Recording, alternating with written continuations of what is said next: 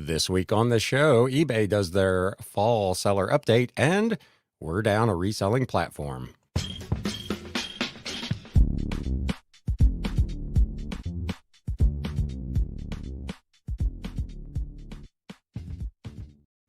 Good morning, Galaxians, and welcome to episode number 270 of the Galaxy CDs, Rocks, and Flips Reseller Talk podcast with a twist. We're doing it live this morning because I was too sick to do this thing over the weekend. To be fair, I'm not feeling particularly good today, but at least I can speak more or less. I do have my giant eBay open mug of water here that I'll be drinking from quite regularly to try to get through this, but there is a lot of reselling news to cover today. Feel free to comment on the news as we go through it, and I will intersperse your comments and questions as we do. But with that having been said, let's get into this reselling news. News updates.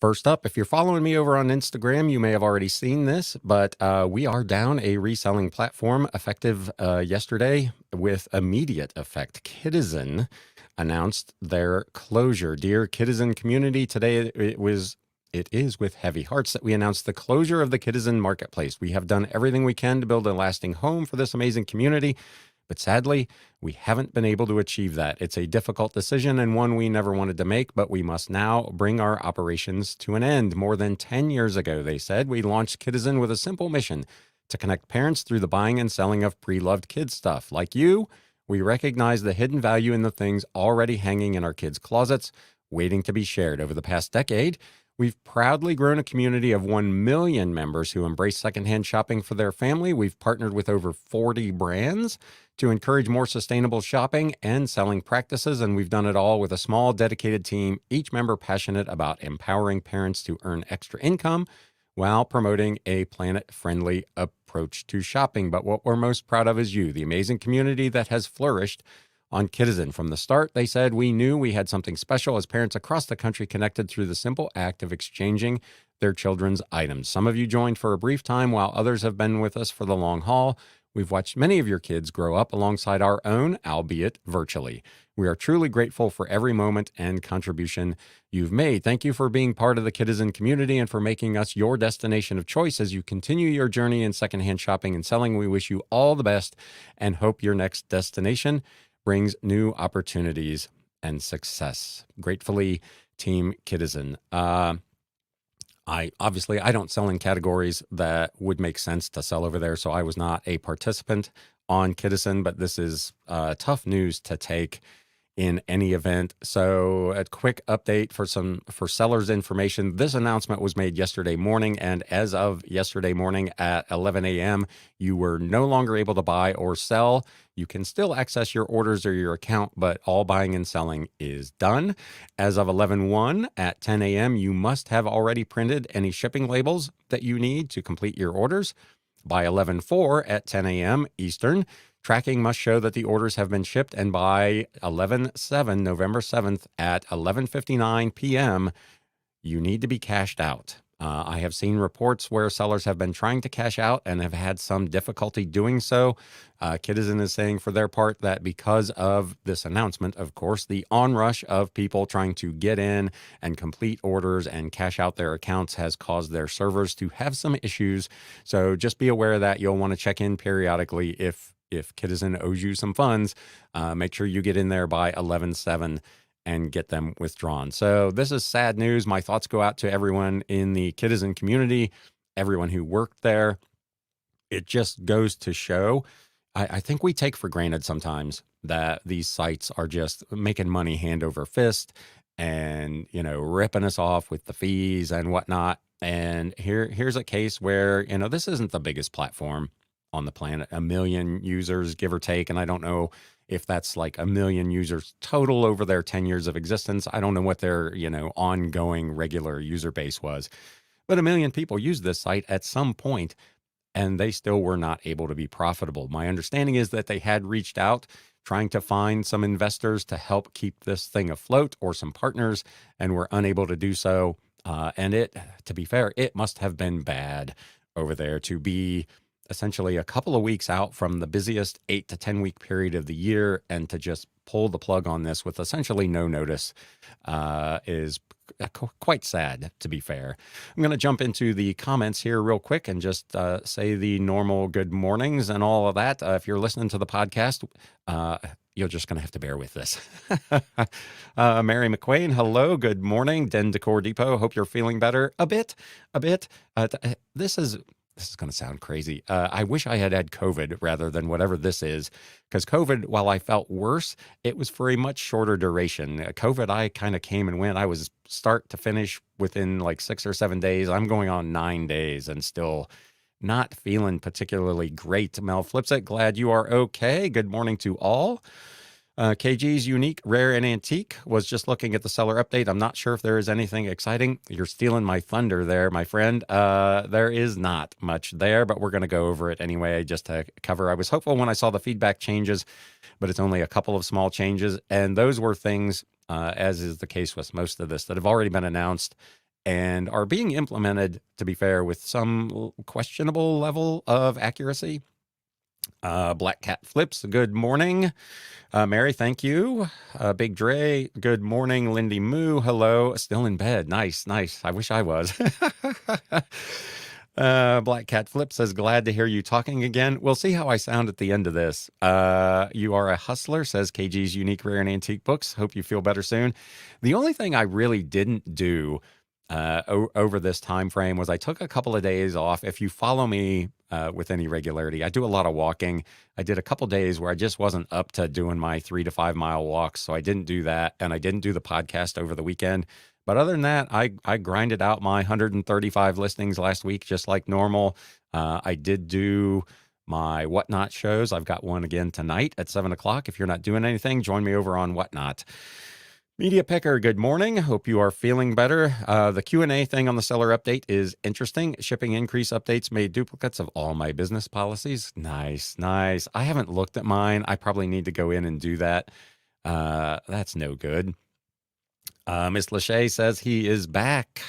Playroom, good morning. Welcome. Thanks for coming out. And some hellos being exchanged. Christine Anderson. Oh, yeah. Hey, from Madison, Wisconsin. Welcome. You were in contact with a sick kid, right? Kids give out superbugs. Yes. Luckily, my parents, who are in their 80s, and my dad in particular, who is not in great health and has COPD, did not get this, because I'm not sure how that would have gone for him, as rough as it's been for me with just the congestion and the draining and all. It's been not good at all. So let's get on to the next bit of reselling news, which is the eBay fall seller update. We kind of spoiled the lead a little bit already. There's not really a ton new in here, but I did want to cover a little bit of it just to kind of go over. It was released last week. It includes updates to the feedback policies, although there wasn't really anything there they've not talked about already. AI image enhancement, which has been a long time coming, and I'm not sure it's totally perfected just yet. Product research, flexible cash advance, which they've talked about. eBay international shipping to Canada, ship cover insurance, which was new, and more. The first thing they talk about is enhance your listing photos with AI. The new AI background enhancement tool. You can easily take your listing photos to the next level by placing them on high quality professional backgrounds. A lot of us still stand by the old, I just want a plain white background thing, but you now have the option to put them on a more interesting background if you'd like. Originally, I believe that was a kind of a Google search thing, and they have apparently found a way around that. So it's not quite as important anymore. For my part, I still like the clean look of a white background. The free tool is available on the eBay app and allows you to generate studio quality photos to help attract more buyers. There are multiple AI generated backgrounds to choose from, including solid colors, outdoor scenes, and more. The feature was first demoed at the Spring Seller Check-in back in March, was rolled out in June. So again, not exactly new, but they keep kind of tweaking this. New summary and discount page for store subscribers.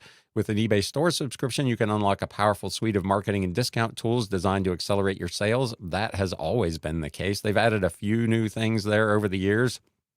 This announcement is essentially about what those screens look like. Now you can experience an updated look and feel of your store pages that make it easier for you to stay on top of your campaigns and monitor the success of your discounts. There have been a lot of sellers who have pushed back on that notion that said the new updated screens are actually less insightful and more difficult to navigate. So you can let me know what you think of that. Featuring streamlined navigation and a crystal clear overview of your active discounts, your redesigned seller marketing tab puts you in the driver's seat. Simplified left-hand navigation bar provides easy access to your summary and discount pages, plus useful links to your buyer groups and social pages. We've also renamed promotions as discounts for more clarity. It gives you a overall snapshot of your promotional activity and highlights areas where you might be able to improve your sales. Also, the new discounts page uses fresh new graphics and performance metrics to give you a clearer view of how your offers are performing and ensures that you have all the information you need to optimize your business. I have not found that to be the case, but again, these things tend to be phased rollouts and get tweaked over time, so we'll see how it goes. Next up, price your items like a pro with product research. A few months ago, they say they had announced that product research tool, formerly Terapeak, became available on mobile, and it actually works pretty well over there. I use it probably every day.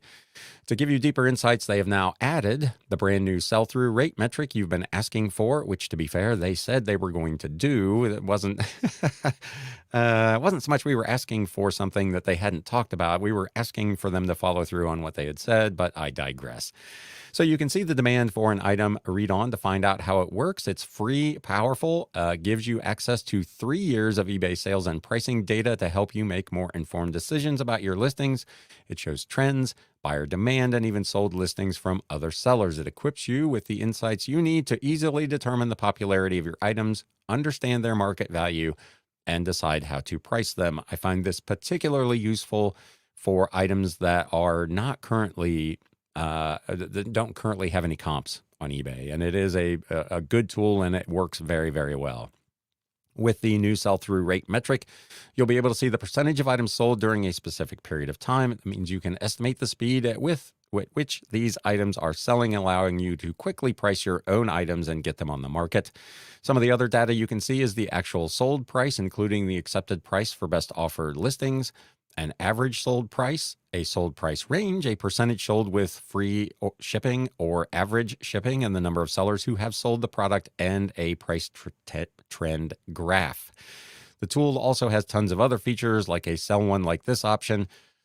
That only works for more recent sales. I was looking at one this morning that there was a sold comp from a couple of years ago that looked like a good match for me to do a sell similar, and you can't access that listing. So just be aware that it does not work on all the listings they will show you. It says all you have to do is modify the listing to describe your own item. Yeah, if it'll open, that would work.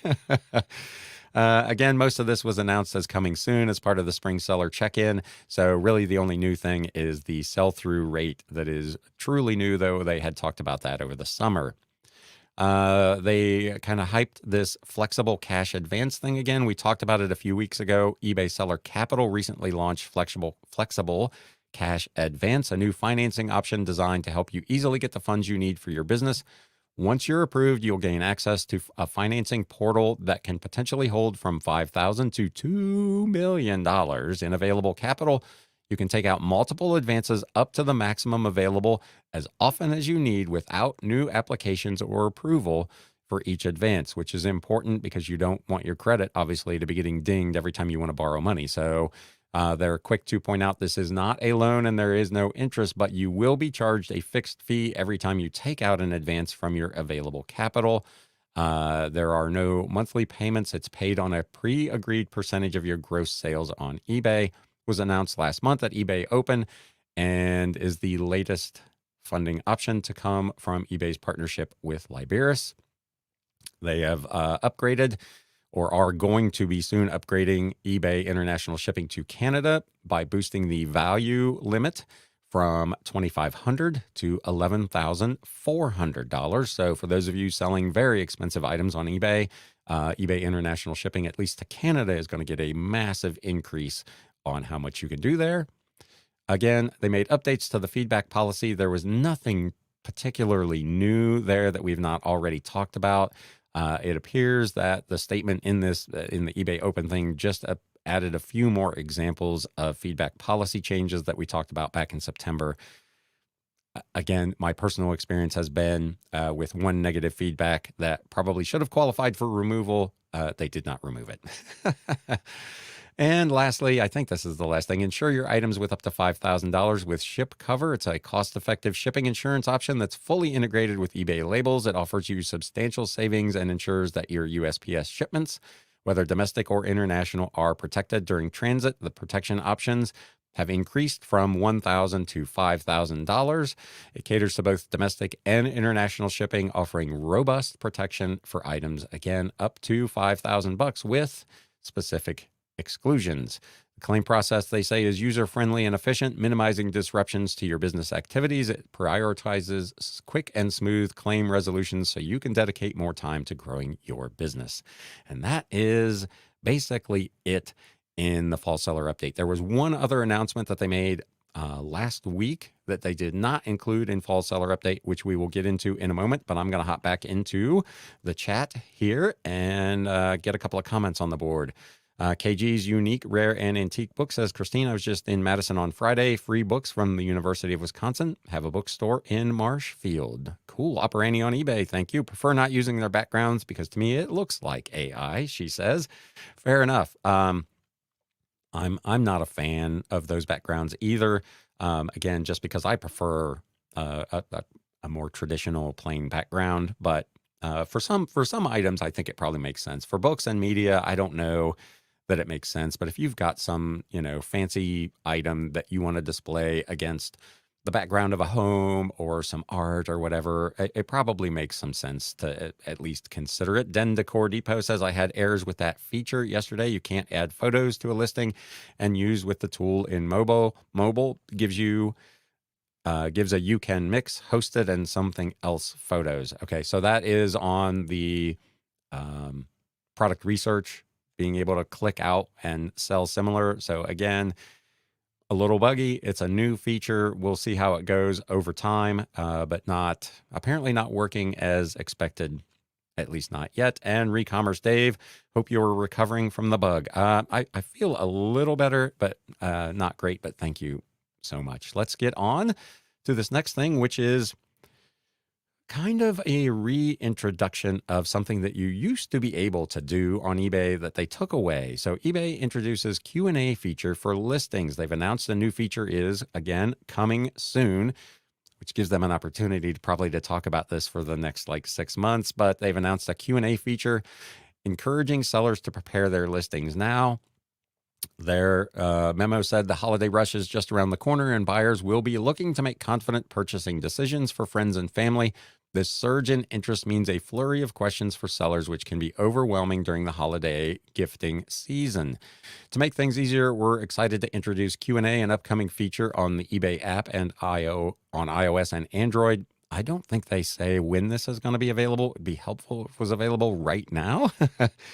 So if you had things you wanted to add, you could do that before we actually get into the busy season, but what do I know? With this feature, you can now add item-specific Q&A directly from your conversations with buyers with the information visible only on the relevant listing. Plus, any custom questions you have added in your account settings will now be displayed across all of your listings.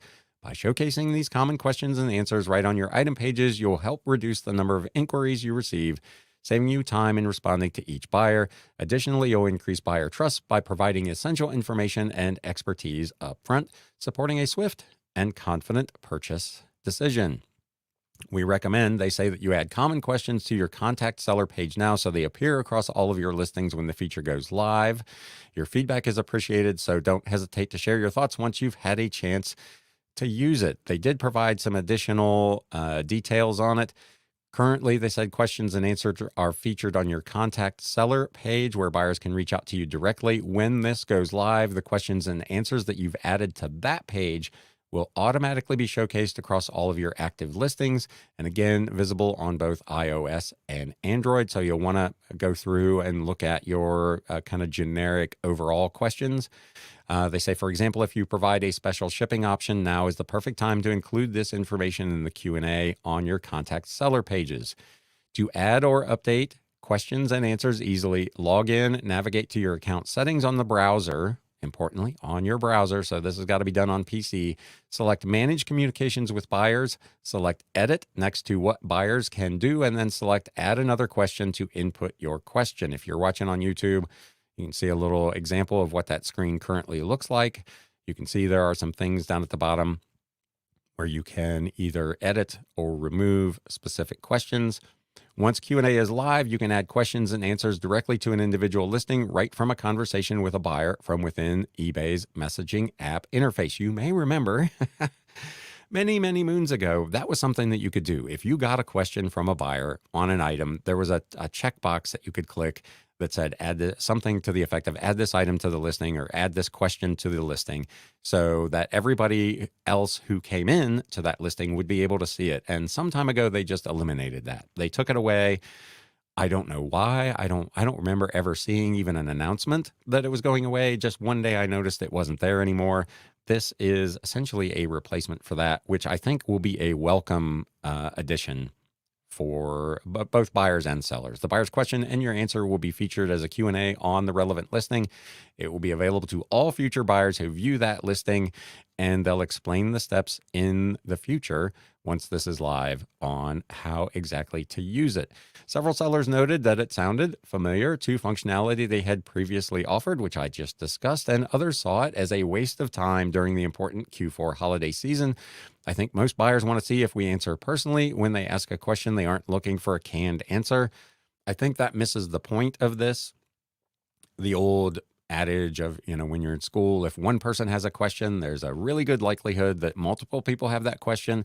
So if you can nip that question in the bud by answering it once and have it post to that individual item listing, that to me is a win. So I think this will be a good feature. Having to maybe go in and update and edit your global question and answers right now may not be the best time, but there's only going to be a handful of those.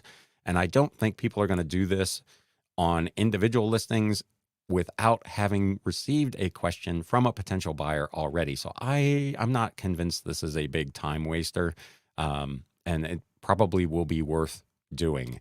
Buyers struggle, they say, to find the item description anywhere, and in their defense, it's already buried, especially on the app. So this person said they didn't have a lot of faith that they'll find the Q&As. Another one said, the timing is less than wonderful. It's Q4. The only focus I have right now is slamming out listings and shipping on time. So let me know what you think of all of that. Let's hop back into the chat here and see if we have any new comments. Operating on eBay, I used that feature a lot back in the day. I felt if you can see that a seller answered questions and posted them on the listing, it added credibility. Absolutely. I think that is a terrific option. It shows that you took the time to answer the question and that you thought it was important enough to put on the listing so that everybody could see it. So I'm with you. I think it's a win.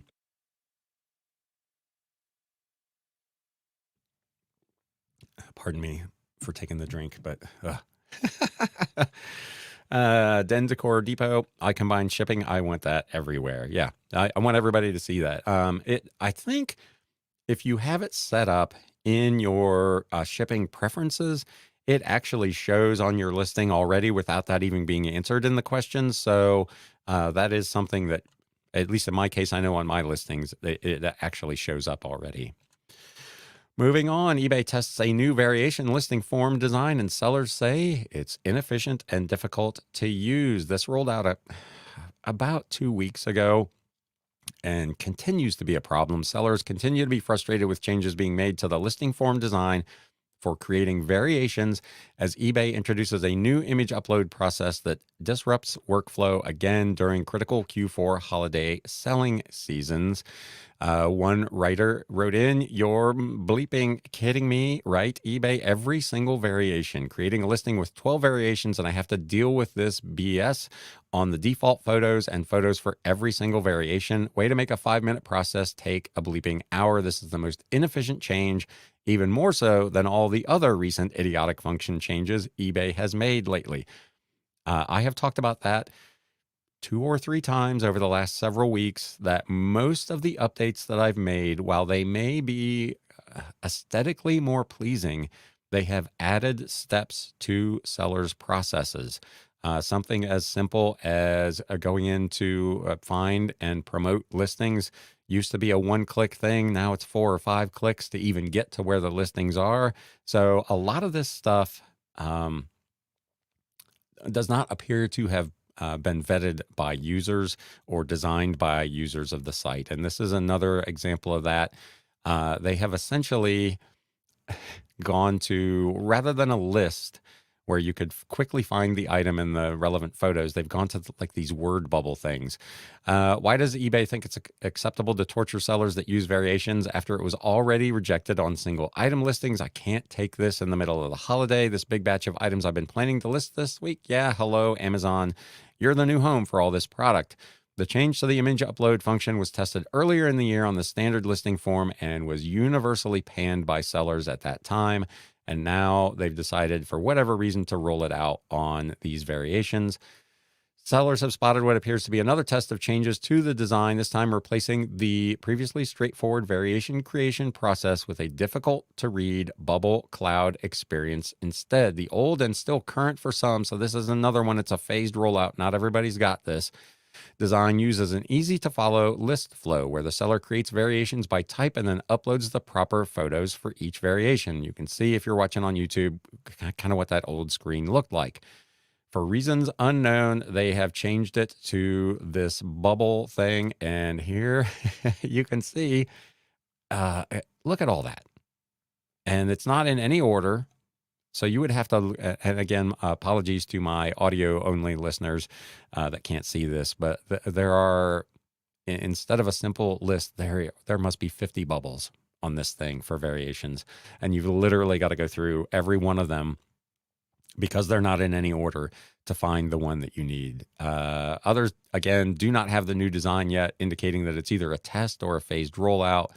We'll see. Let me know if you've seen this and what you think of it. My personal opinion is that it is an absolute mess.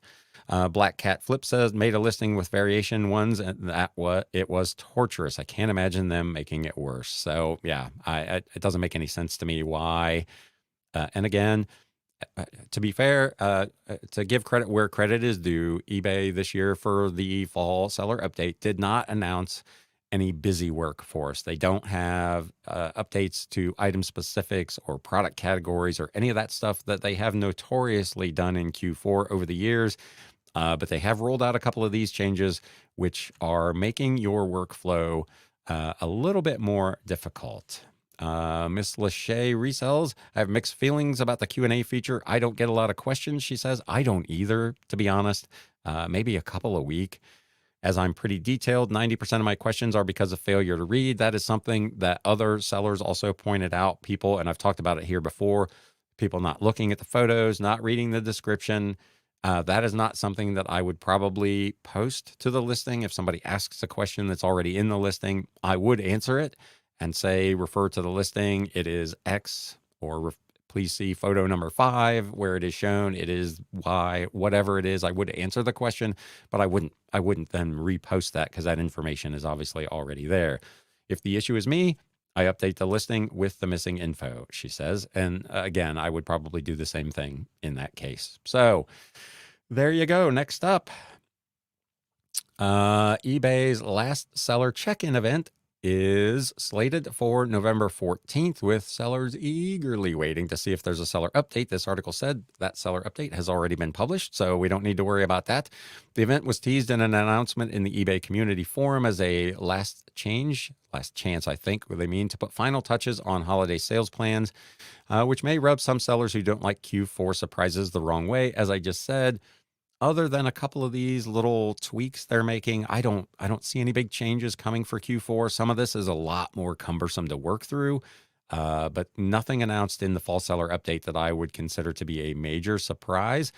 With the busiest selling season just around the corner, now is the time to sharpen your sales strategy and ensure your eBay store is ready. Join eBay's Winter Seller Check-in, November 14th, 12 p.m. Pacific time to, I think it's 2 hours, maybe 3 hours, to hear the latest eBay updates, insights, and discover the tools that will help drive your success. Register now We have a packed agenda focused on finishing touches to your holiday sales plans, including shipping updates and deadlines, which we have already covered here. Listing tools updates, discover AI-powered bulk listing tools for increased efficiency. Those only work in certain categories, so it won't impact most sellers. Sales strategies gets insights on buyer research and advertising to maximize your reach. Again, a push for you to use promoted listings or offsite ads. Seller Hub modernization. Learn about a host of improvements that have been made across Seller Hub. Again, most of which are cosmetic, and the ones that are actual mechanical changes in how you do things, one might argue, are worse, not better. And discount tools. Learn about enhancements to send offer, sale event, and coupon creation experiences on Seller Hub. Also, all of which we've already covered because it's already been talked about in previous things. And more, did somebody say, eBay swag. So the main session is from 12 to 1:10, and then there are breakout sessions that will last until about 1:45.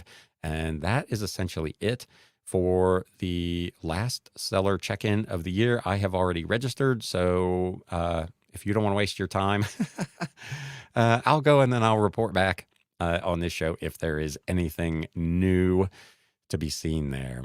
Mel Flips it says, hit the like button, everyone, please. If you could, I would appreciate that. Hit the like, hit the share. If you're just here for the first time, hi, my name's Ryan. Feel free to subscribe for the channel or the podcast if you're getting anything out of this. Den Decor Depot says, I signed up for the check-in, but eagerly no. Likewise, the last one, I didn't really get much new from, so we'll see how this one goes. It's mercifully short. It's less than 2 hours. The last one, I think, was 3+ hours. So we'll get through it. And then, like I said, I will report back to you. eBay is revamping the item policy and content reporting system, but users are flagging AI enforcement gaps. They're rolling out eBay a new process for reporting listings and content that violate its policies, but users worry that bad actors have already figured out ways to fool the enforcement bots, allowing possibly dangerous or illegal items to remain on the platform. If you've tried to report an item for violating eBay policy recently, you may have been surprised to see a message indicating that the old functionality is being deprecated, the fancy word for being killed off, and replaced by a new reporting process. The note, if you click on it, says the feature has now been replaced with a new reporting functionality and will be deprecated in the near future. Going forward, please use the new reporting functionality, which can be accessed by clicking the question mark icon in the bottom right-hand corner of the listing you are reporting and clicking Submit a Report under Report Content. As this article is going to go on to point out, I've looked at this.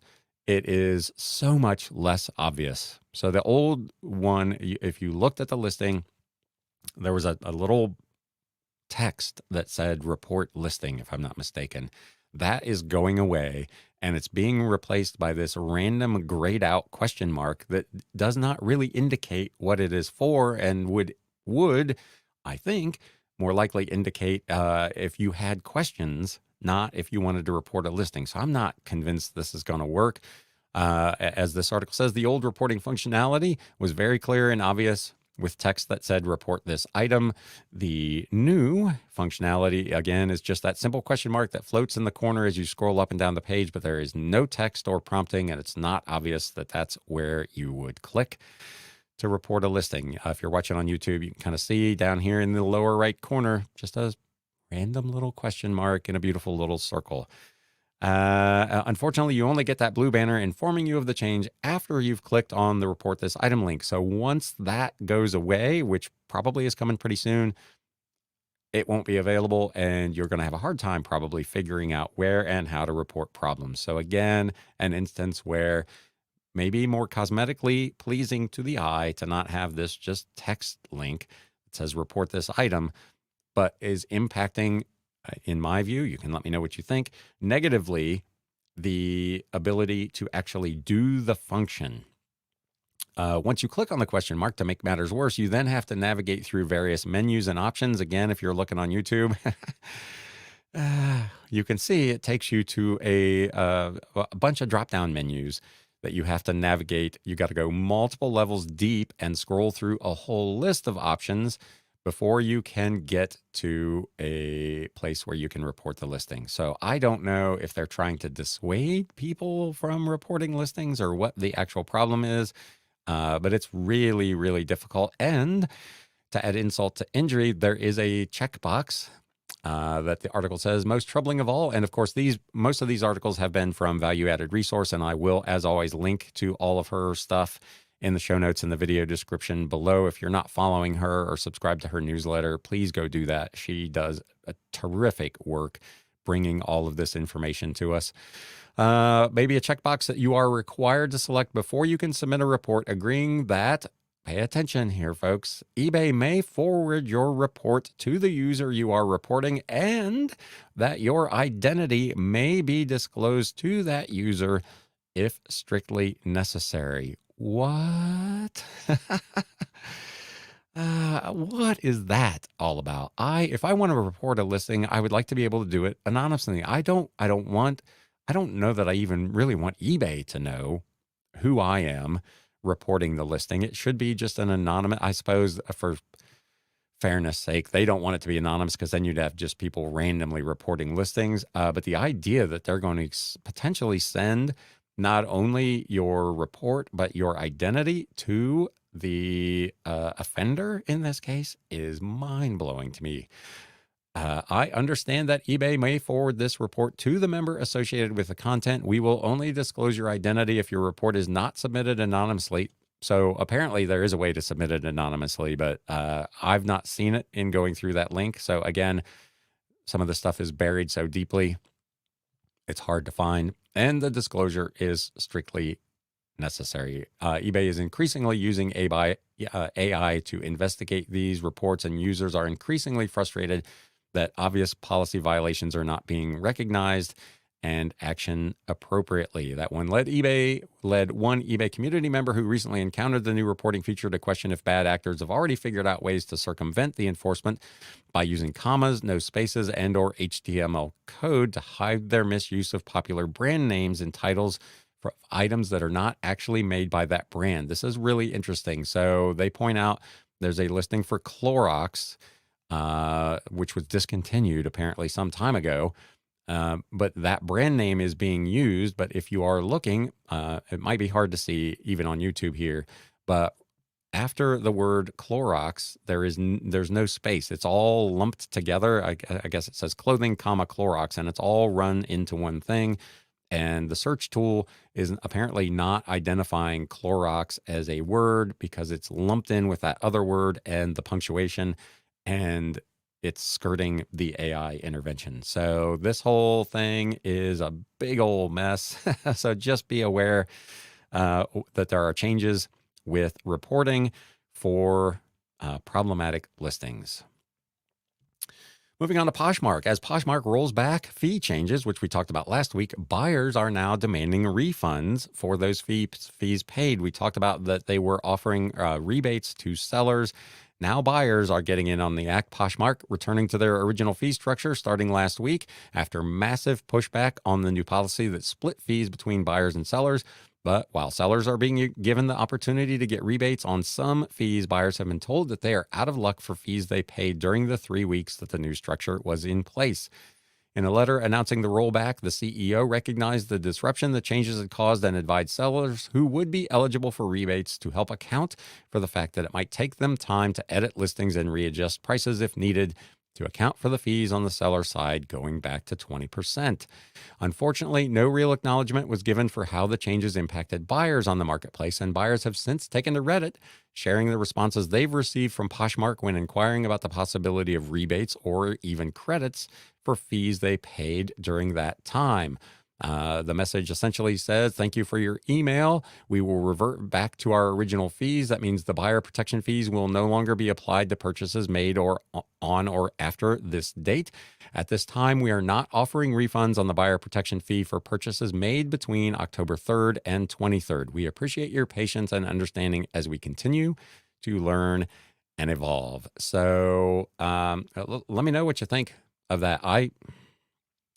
I tend to want to agree with the buyers. They, for whatever that amounts to, 3 weeks, paid fees that they had not paid previously and that they're not going to pay going forward. And if I had been caught up in that, I would want, at the very least, a credit to Poshmark that I could use on a future purchase. I think that would go a long way. I talked about a couple of weeks ago that even if they reverted back to the original policy, there was going to be some reputational harm and some loss of trust from both sides of the equation.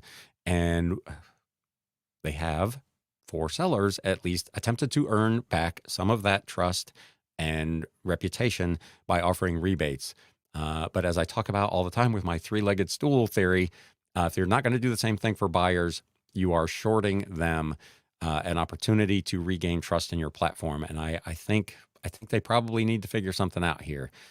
Buyers should definitely get reimbursed too, said one writer. It's not fair to just undo the damage done to one of the parties. Besides, if buyers aren't happy, they're not going to be buying and sellers are going to be affected. Make it fair. Another one said if they were smart and wanted to get buyers back, they'd issue those of us who did buy items Posh credit for the fees. It would probably drive up their sales after the slump if they did.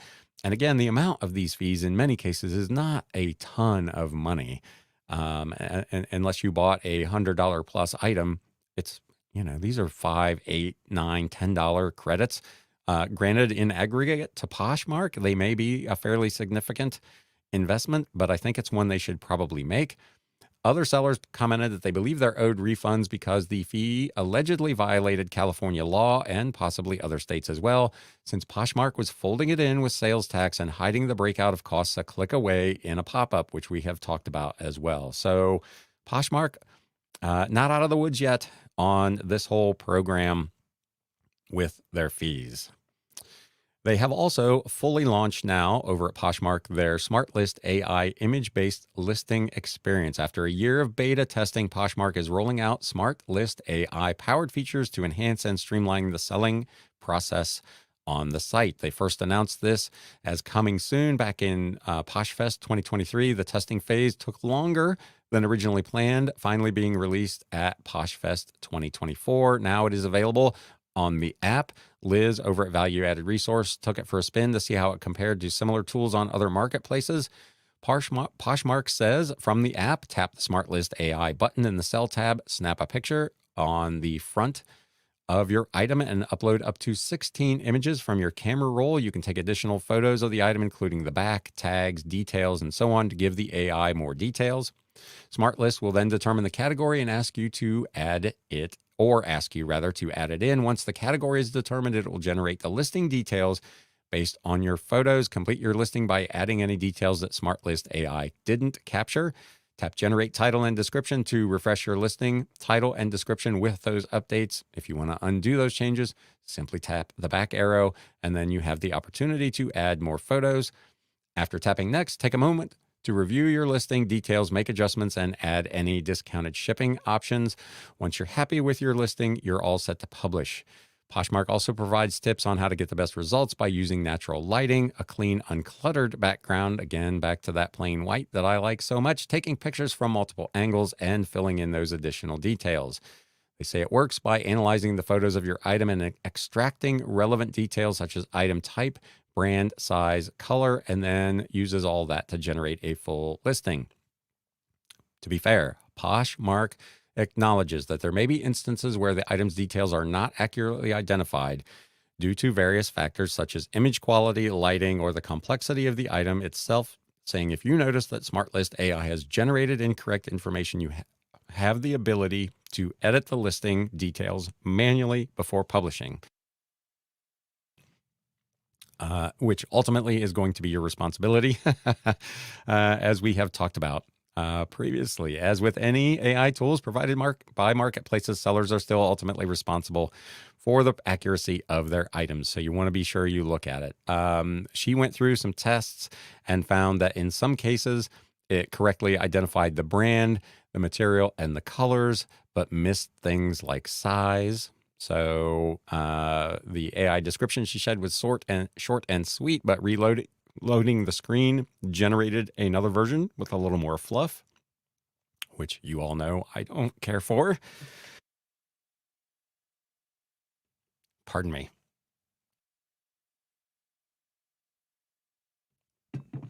I'm losing it, and we've still got 2 things to go here, but I'm gonna get through this. I'm gonna get through this. Next, she tried using it on a shirt that she thought would be more difficult. It did correctly identify the color and style and provided a decent description. So if you've tried this tool over on Posh, let us know in the chat or in the comments if you're catching this later, how it worked for you. But it seems like, at least from the surface, that it's working a little better than what it's doing for some other sites. Last thing, Etsy has kicked off holidays with pop-up shop, in-store gift cards, extended purchase protection, and more. They sent out a newsletter with some of the stuff they're doing for the holiday. They've spent much of their year positioning themselves as the go-to gifting site for all of your special occasions needs. Now they're pulling out all the stops for the holiday shopping rush with a in-person pop-up shop experience, brick and mortar gift card sales push, seasonal marketing campaigns, and extended purchase protection, and more. You have early access to Etsy's holiday pop-up. Enjoy the magic of holidays with Etsy. Join us for an in-person exclusive seller preview before the event opens to the public. Get a sneak peek at holiday trends, curated celebrity collections, original gifts that say "I get you," and more. It's all part of the Etsy holiday pop-up, an immersive holiday shopping experience, bringing the magic of Etsy to life. As a seller, it'll be your chance to check out trendy new holiday items and connect with other sellers. The preview was actually last week, so we're too late on this one. It ran through the weekend in New York City. They are also, in addition to gift mode and gift teaser functionality introduced earlier this year, they've been revamping the gift card experience on the site. Revamping, they say, removing the ability for sellers to offer their own shop-specific gift cards. We talked about that a few months ago, and leaving buyers with the only option being site-wide gift cards purchased directly from Etsy. But now they are expanding this gift card push, at least by stocking physical Etsy gift cards at brick-and-mortar retail locations across the U.S. That, to me, is a terrific idea. So if I'm walking through Kroger and I see on the gigantic rack of gift cards an Etsy gift card, and I know I've got a friend or a family member that loves Etsy, that is a win. They'll pick up whatever it is, a $20, $25, $50 gift card, boom, and you have now captured an absolute certain sale. So I think this is a terrific move. Creating a one-of-a-kind gifting experience. Earlier this year, we told you about our vision to be the world's best destination for gifting and why we believe this will help bring more buyers to Etsy more often.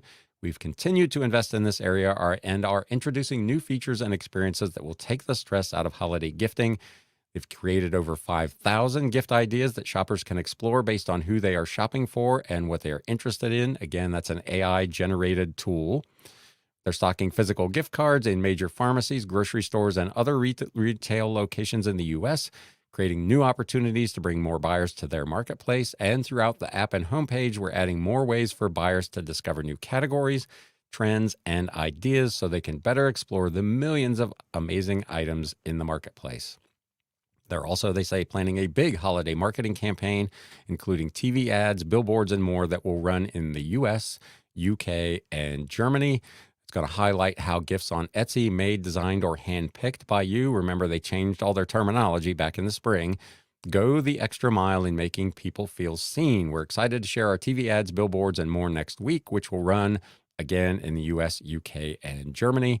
They say they're also bringing buzz and excitement this past weekend to that holiday pop-up shop. And just like last year, they're temporarily increasing purchase protection for buyers, promising additional customer support for sellers during the holiday season. Some people would say that any additional customer support would be a huge improvement because a lot of sellers are saying they cannot get a hold of anybody at Etsy. Beyond our efforts to bring you more buyers and sales, they are deeply committed, they say, to making it easier to manage and grow your business. They're providing more actionable insights than ever with their new search visibility page, adding weekly tips and resources to our 2024 Holiday Hub, and helping keep your shop safe with newly updated account security checklists. As always, they say they're here to help with live support available 24/7. Let me know if you've tried to use that. Has it worked? During the holiday season, they'll add hundreds more agents to our support team so you can get faster resolutions during this critical time. They're also expanding access to chat in Shop Manager so you can connect with them even more seamlessly. They say, we have your back if something goes wrong.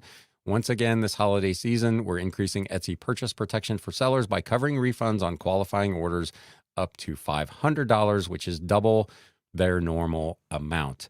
Orders placed from November 1st at 12 a.m. Eastern through December 31st at 11:59 Eastern that are up to $500 or the local equivalent and meet all other eligibility criteria will qualify for Etsy to cover the cost of refunds if a buyer doesn't receive their order, it arrives damaged, or doesn't arrive within the seller's estimated dates. So there you go. That's what's going on in all of the various reselling news. Let's hop back into the chat here and see.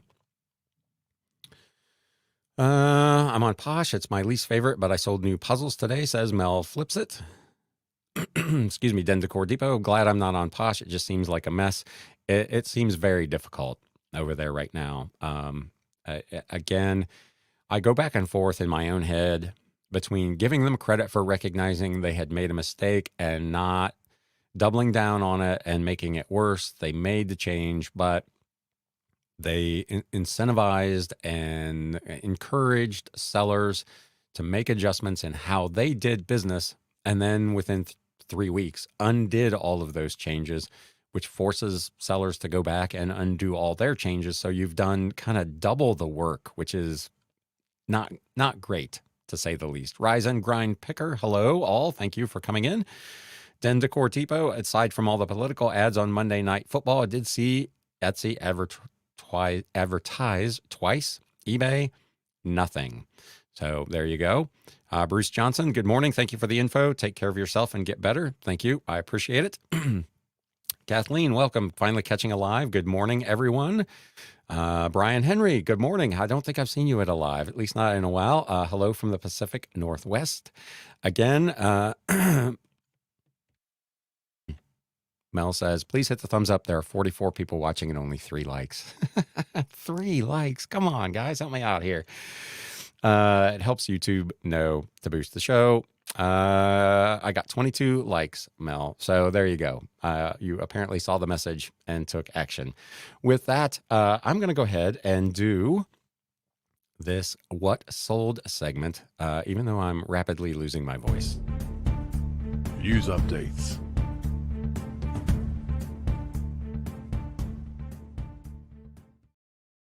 I don't think I've got a ton here, but there are some interesting things that I wanted to cover. So this first one, we talked last week on the live when we were over in the Bat Cave, and we were talking about items that are found items that are found in books or in boxes and kind of paper ephemera and what to do with those. And I talked about sometimes I'll lot them up and sometimes I'll find something that's just a strange piece and I'll just go ahead and list it individually to see what it does. So here's one of those that I found actually right after that show last week. It was stuck in a book. Roads and trails on the estate and in the vicinity of Buick Hill Inn and Golf Club. This was like a fold-out brochure stuck in a book from Stroudsburg, Pennsylvania. I picked up a big lot of books from that community, and this was stuck in one of those books, kind of being used as a bookmark. And it is literally just a 2-sided fold-out of walking trails and roads in this community, kind of around this golf course. And I didn't see anything like it. And I thought, you know what?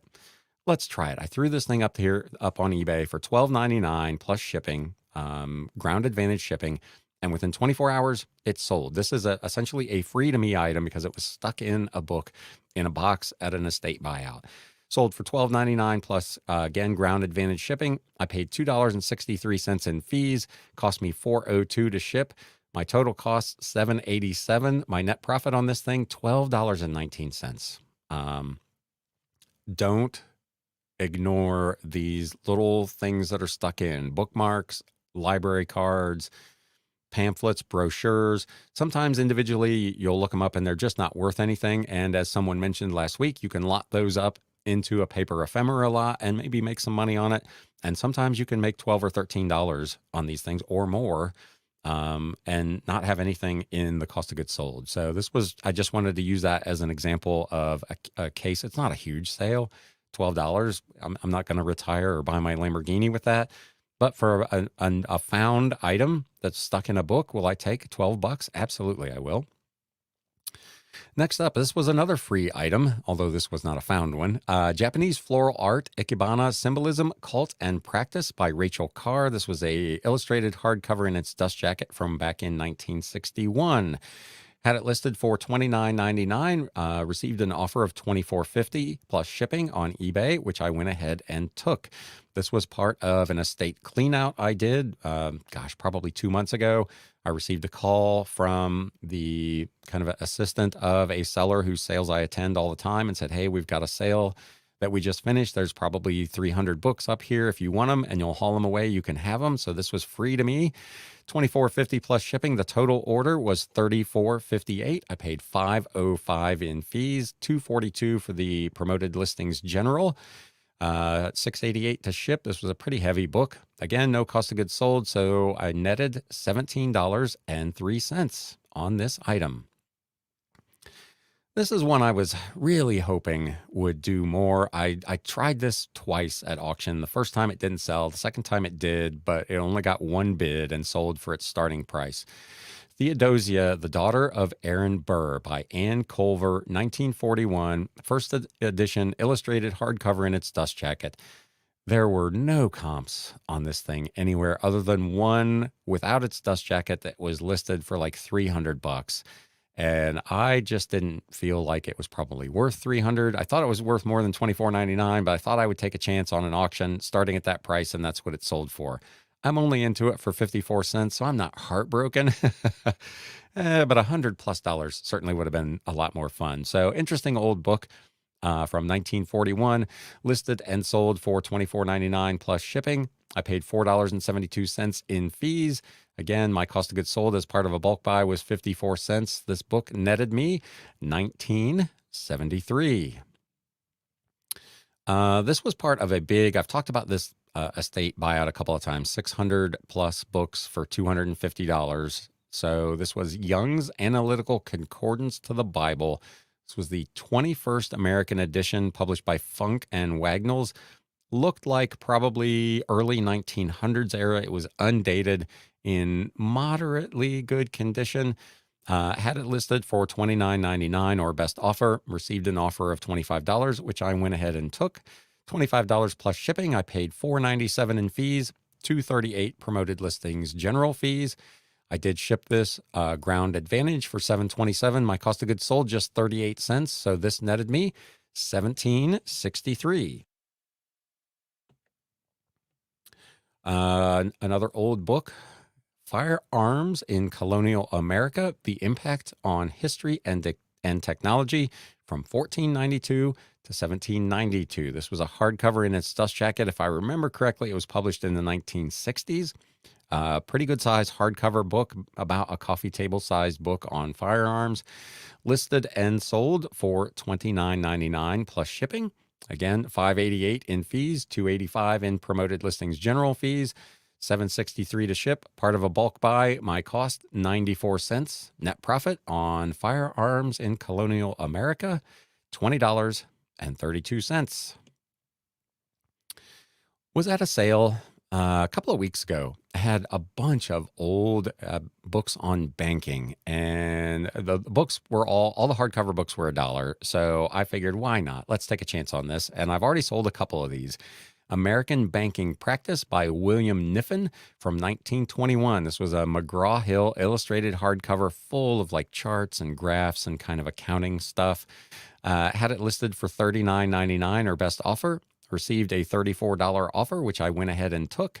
$34 plus shipping. The order total $42.14. I paid $6.07 in fees. This was not part of the promoted listings program, so no fee there. Shipping $5.38. My cost of goods sold $1 thin dollar. My net profit on this item $26.93. Another of these old kind of science textbooks, Theory of Dislocations, a second edition hardcover by John Price Hirth and Jens Loth, published in 1982. Illustrated hardcover in really nice condition. Picked this up as part of a big estate purchase for $2, and it sold for $39.99 plus shipping. The order total, $50.67. I paid $7.22 in fees, $3.55 for promoted listings general fees, $6.88 in shipping, $2 cost of goods sold. Net profit on theory of dislocations, $27.22. This is one I kind of got burned on a little bit. So I was at an estate sale, and there were a couple of boxes of what appeared to be original Lionel switches, which should have been worth $80 to $100 a piece.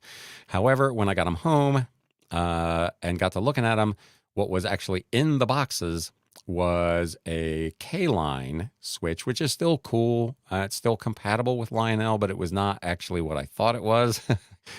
I paid $10 a piece for these. I've got two of them. One of them sold for $40 on a best offer. I had them listed for $49.99. Live and learn. The boxes appeared to be sealed. I should have looked at them more closely while I was at the sale and double checked them. But when I got them home, I realized that the tape on the other end that I had not looked at had been actually broken. Opened them up, and they were another brand. So anyway, I still made good money on these.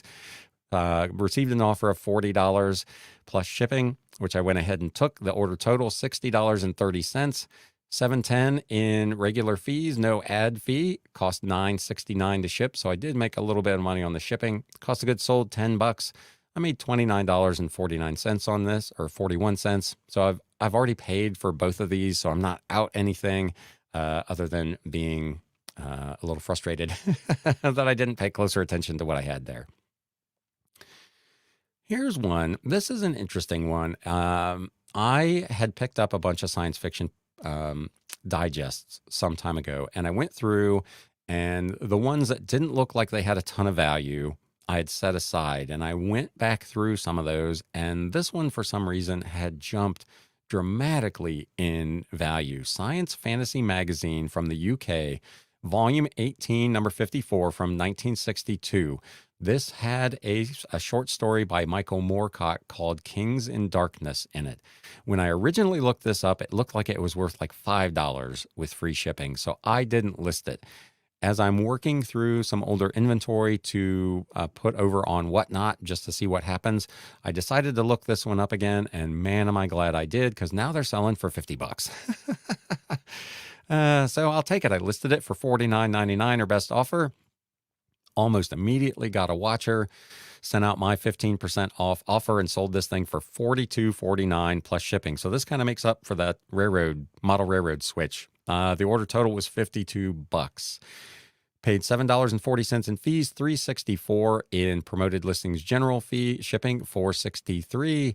Cost of goods sold just a quarter on this, so I made $31.20 on an item that when I originally looked it up appeared to be worth $5. So winning.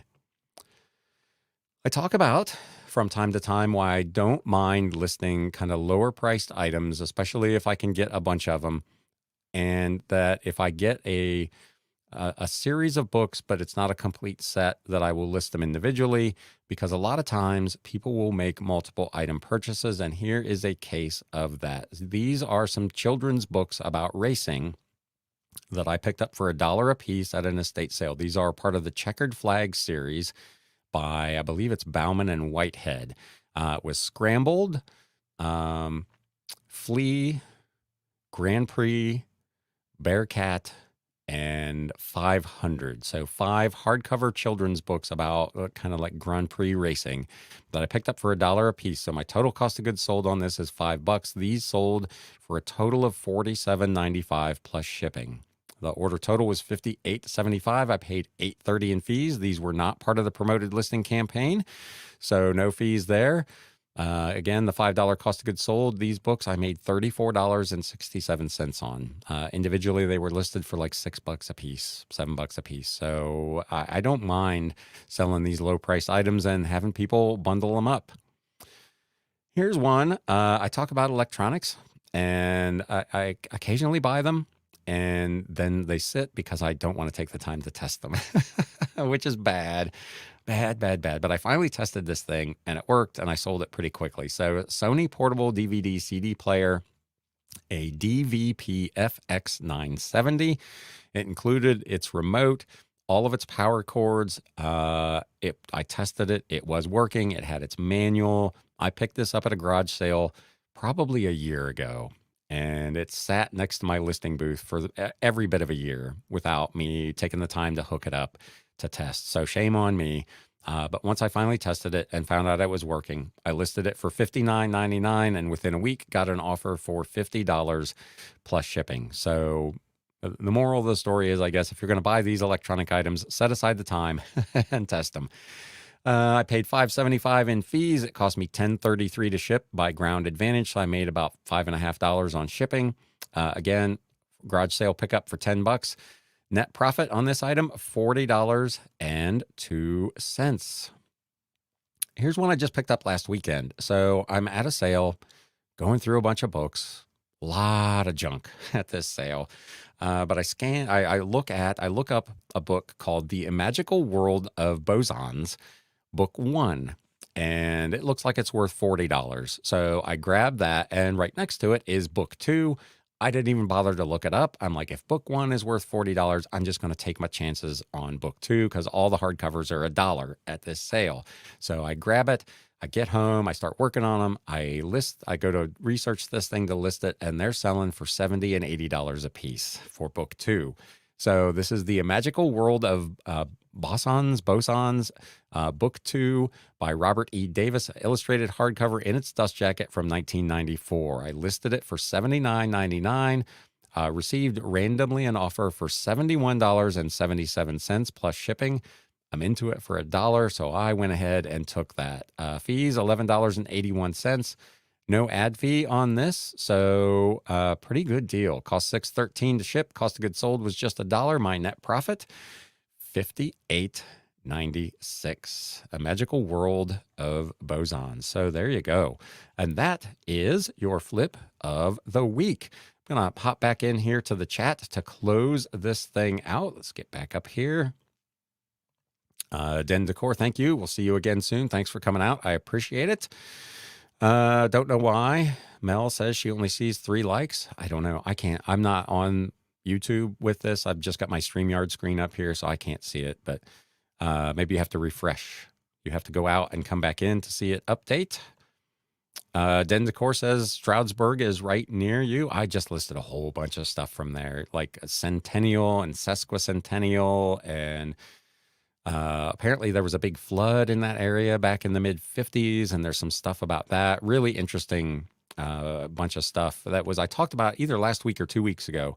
I was at a sale, and the guy said he had 2 boxes of stuff that he was holding for another seller who had not been at his sales over the last couple of weeks, and if I was interested in that stuff, this is part of that collection of stuff. Vasquez Vintage, thank you for the hearts.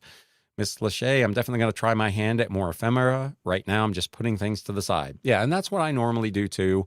If I get something that's interesting enough to spend a couple minutes doing some research on it, I'll look them up. But a lot of times I will just put that stuff off to the side.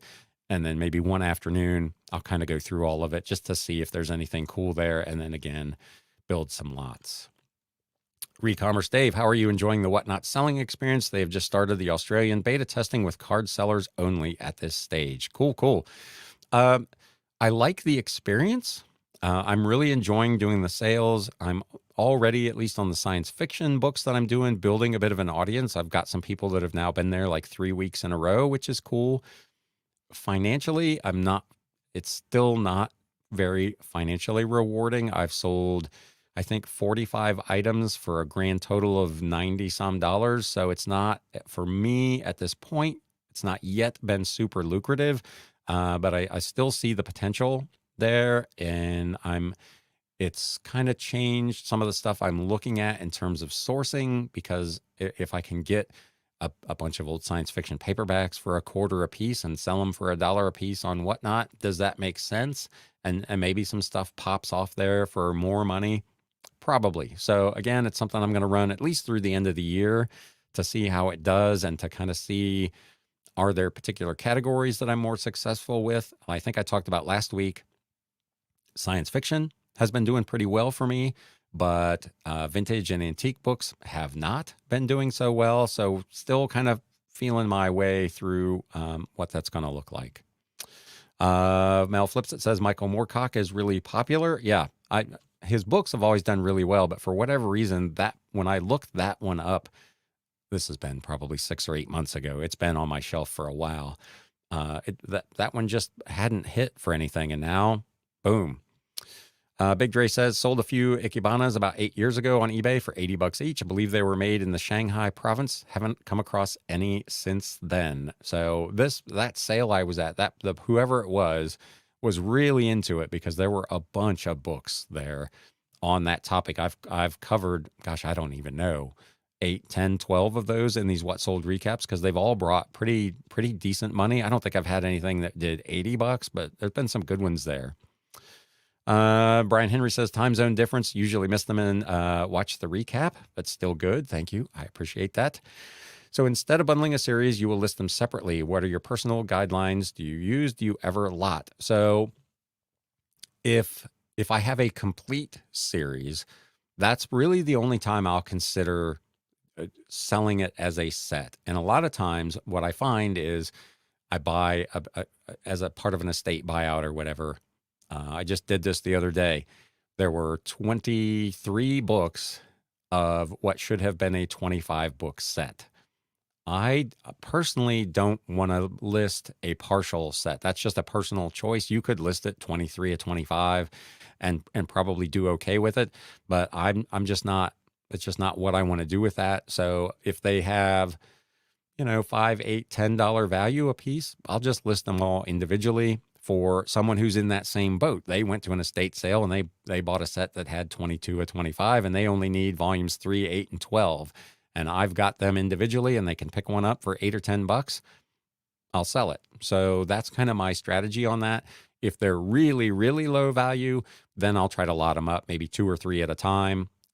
Volumes together. If I've got volumes 2, 3, and 4 in a run, I'll put those together, that sort of thing. So that's kind of the guidelines that I use for what I do. Incomplete sets, I generally do not sell, and then I'll put them up individually. Brian Henry says, I like to find cash in books. When we used to clear storage units, it was cash found in birthday cards from grandma. Man, I never left any cash in a birthday card. That was straight in the old pocket. But yeah, I've had a couple occasions where I've found some money in a book. Not any, I think $20 was the most I ever found. I've not done like an estate buyout where the person had put money in like every single book. And I'm not sure what I would do. I would probably contact the estate seller in that case and say, hey, you and or the family did not go through these, and I have found however much it is, $100, $500 of currency stuck in these books. That was not part of the deal. So what can we arrange to get that money back to the family? That's just me. I know a lot of sellers would probably keep it. If it's one $20 bill, I'm probably just going to keep it. But if it was a significant amount of money, I would probably reach back out. Miss Lachey says, being patient when looking at books is paying off for me. My new motto is look one more time. And that's something I do pretty much all the time. I will go through like an entire house, look at all the shelves, look at the books that I think are the most interesting.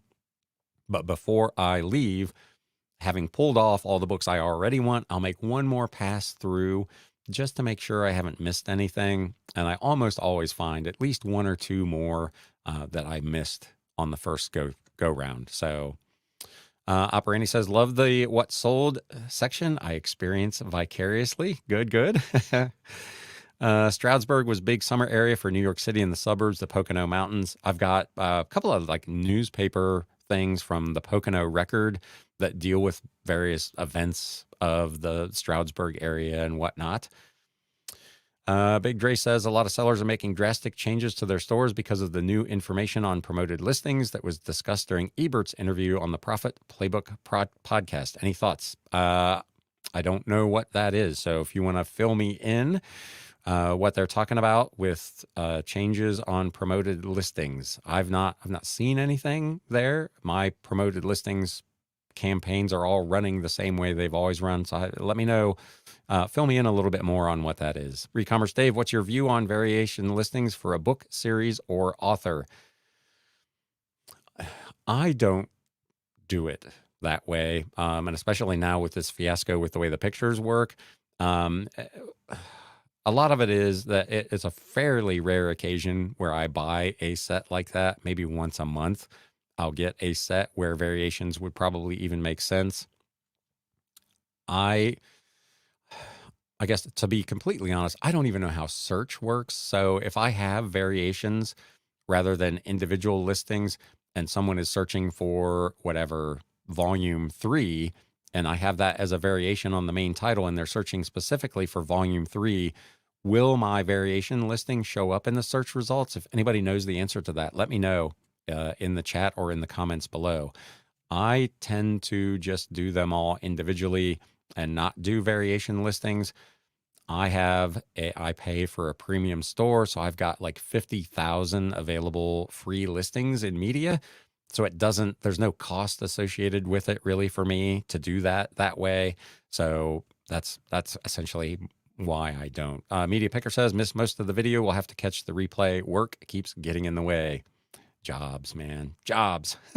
What do we got here? My understanding is that you don't want to promote long tail items, but rather high conversion rate items. Otherwise, it would hurt your store.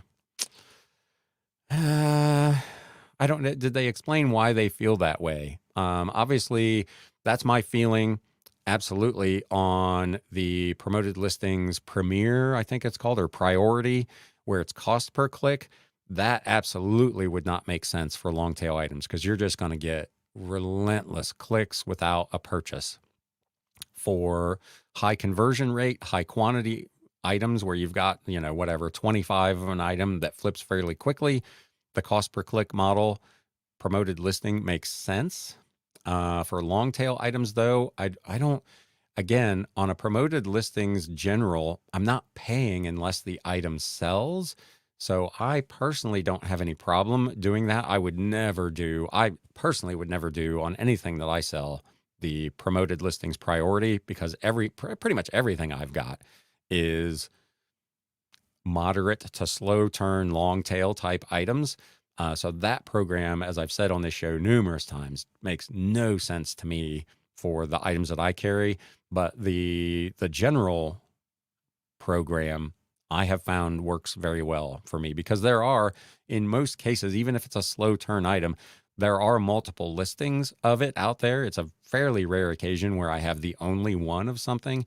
So again, having it promoted, in theory at least, gives me some additional exposure for that item and makes me more likely to sell it than sellers that are not running the promoted listings general campaign on it. So I would agree to the extent that the priority campaign does not make sense on long tail items, but I think promoted listings works even for long tail items on the general program, if that makes sense. Media Picker says, not a fan of variation listings as a buyer or a seller. I don't even look at them in the search options. So there you go. Elizabeth Wilson says, like to know about this new information. I assume that's just their take on it. I don't, it sounds like their experience or their opinion on that. It's not that eBay has announced anything specifically about a change to that. Dendicor Deepa says, I saw the pod, just dropped my promoted listings down to 3.9. I was around 5, still promote everything, but most of my store is long tail. Again, and maybe that makes more. So what have your results been? Have you seen any change in your sales velocity having lowered down to 3.9? I know I talked about back in the summer, I went through a phase where I had bumped from 7% to 8%, and I didn't see any increase by doing that extra percent. So I went back to 7%, and it's just been as consistent as sales ever are on eBay. But my promoted listing sales have been pretty consistent. 7, 8, back to 7 didn't make any difference to me. I'd be curious what dropping by roughly a percentage point made for you. Media Picker says, would the high conversion rate items sell on their own without promoting them? Again, that's an area where if it is a highly competitive item, which a lot of these high conversion rate items are, promoting it with the highest percentage you're willing to pay to get a click, because that, again, it's a click pay program, does make sense because you want to be prioritized over the competition. So, yes, while the item may get found, it may be buried, if you're not promoting, below a bunch of other listings that are either are promoted or for whatever reason getting priority. So even if it's a high conversion rate item, I would think potentially the promoted listings priority campaign may still make good sense. Big Dre, something about eBay not wanting to promote items that don't convert. eBay wants to see promoted items sell, otherwise it's a waste. I guess that's true, but if I as a buyer am searching for an item, whether it converts or not, I would think they would still, let's say there's 4 sellers with a particular book, and one of them's promoting and the other ones are not. And this is a book that sells maybe once every 2 years. And we're in that time where that buyer is on eBay looking for that item. Are they going to show the promoted listing as a priority over the other ones that are not promoted? I would think it would be in their best interest to do so. Now, showing that book as a promoted listing for non-exact searches. So a lot of times you'll see like promoted in the kind of the sponsored listings things are similar or related items, maybe books by the same author or books on the same topic or whatever. I can see where they may not show that listing because it's not a high sell-through rate, which makes sense. But promoting the item for when someone is actually searching for that particular item, eBay's still going to try to get their money. They're going to show that listing as a priority. They may not show it as often as a related item, but I don't think they're not going to show it at all. And again, if they don't, and there's only 3 or 4 of them, I still got an opportunity to make a sale, and I make it organically, and I save myself the $2 or $3. So I don't know that I agree with that sentiment, to be completely fair. I think Ebert was coming mainly from a place of selling the same items, not for one-offs. Didn't hear anything new that would prompt any changes for me, but a few things to think about, says Miss Lachey Resells. Yeah, that's exactly my thoughts on it. High velocity, multiple quantity, multiple seller items absolutely makes sense to do promoted listings priority. In my opinion, again, I'm just one guy. If I had that sort of item, would I run that sort of program? I probably would. But I have, man, I bet I don't have anything or very, very few items that I have more than one of. And even then, they're generally lower value items that I wouldn't want to take a bunch of empty clicks on that I paid for. So Den Decor Depot says eBay is also targeting with banner ads in Seller Hub, like promote these items because searches are for X are up X% in the past 30 days. And that makes sense for them to do.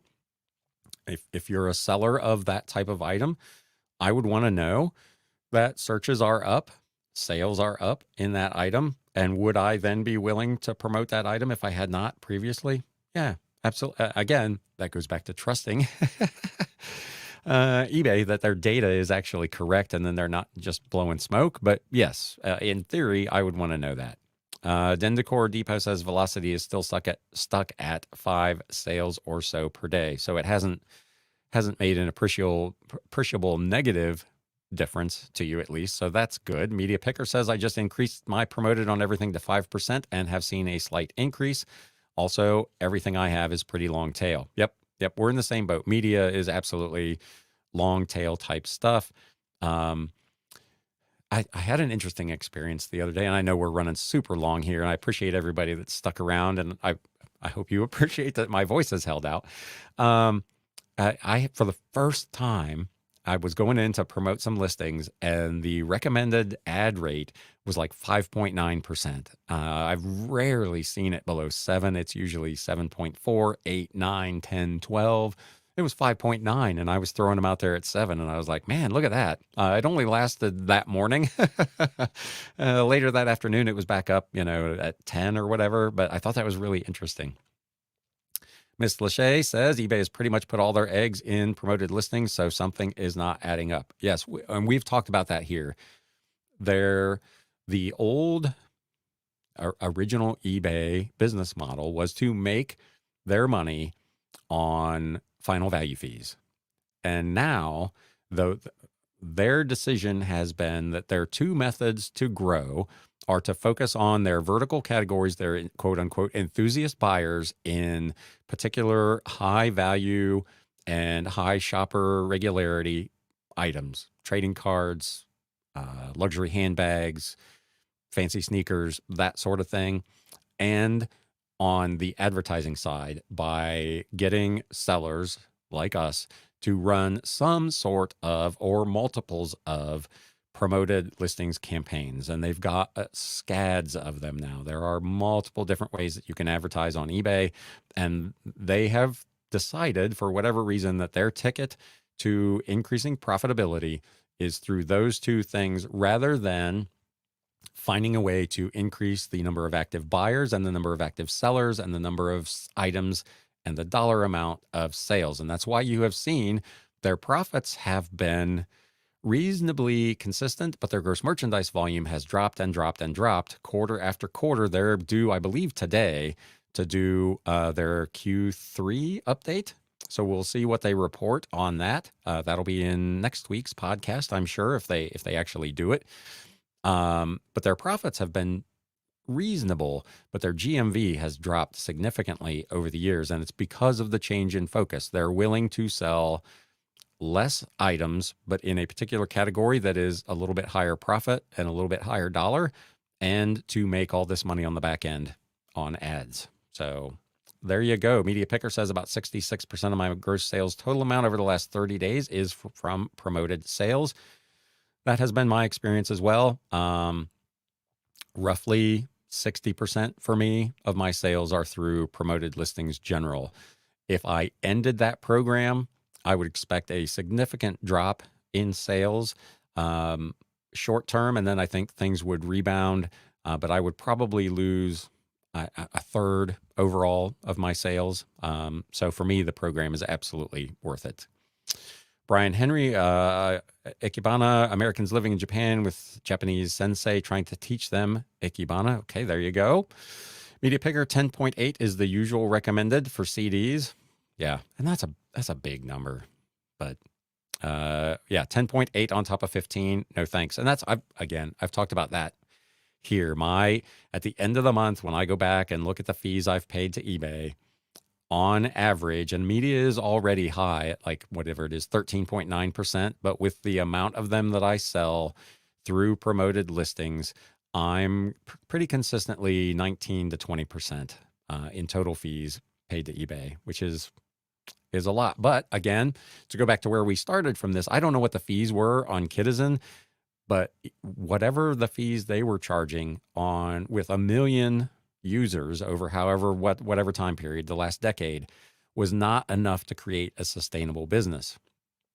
And I know a lot of us, again, we think they don't have anything. They don't have to buy items. They don't have to research items. They don't have to store, ship, pack, carry inventory. They have none of those costs. Why can they not make money at 10% fees? That is a very good question that I wish somebody could answer for me, because it seems like a no-brainer, but they are all struggling.